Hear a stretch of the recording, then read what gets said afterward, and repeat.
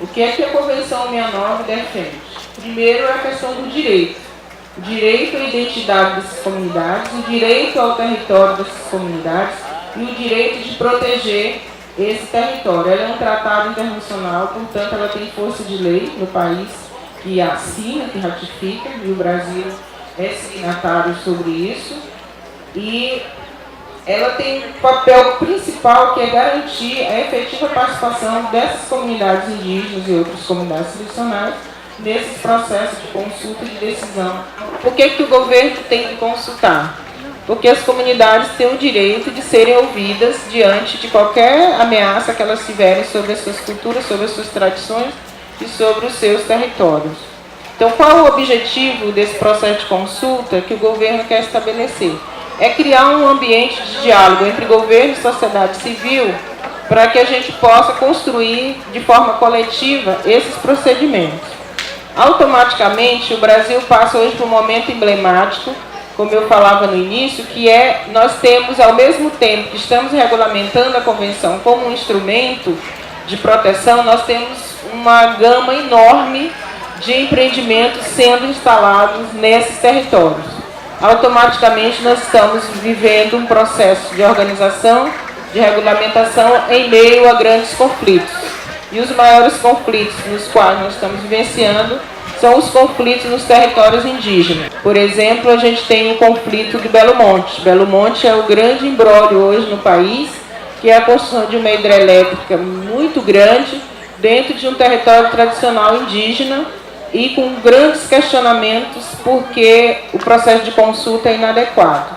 Por isso é muito importante que o governo brasileiro tenha essa convenção regulamentada, porque a partir disso os indígenas terão instrumentos muito mais adequados de se defenderem e de questionarem a posição do governo brasileiro na hora desses empreendimentos.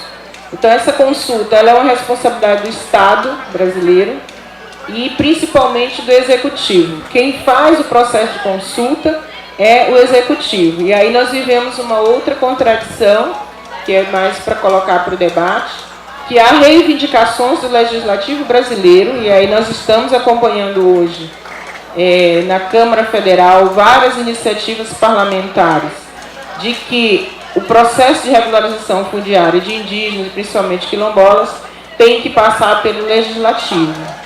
E nesse sentido, é preciso ficar muito claro para quem a convenção é aplicada.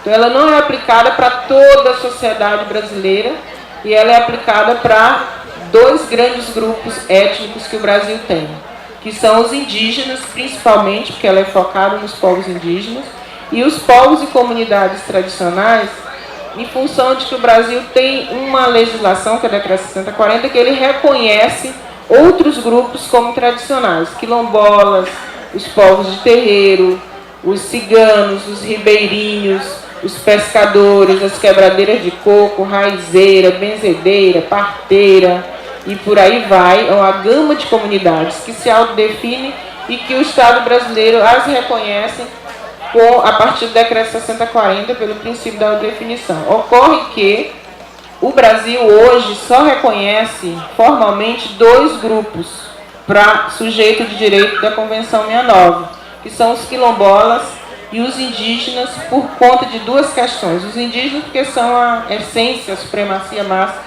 da Convenção, e os quilombolas em função de que, ao compreender a Convenção 69, os quilombolas no Brasil passam a se instrumentalizar com ela, e não poderia deixar de dar o exemplo do caso de Alcântara, no Maranhão, que pela primeira vez o processo jurídico de Alcântara reconhece a Convenção 69 como um instrumento jurídico legal de proteção daquela comunidade.